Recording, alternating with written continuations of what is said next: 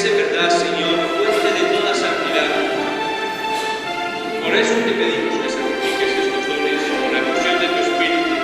de manera que sean para nosotros cuerpo y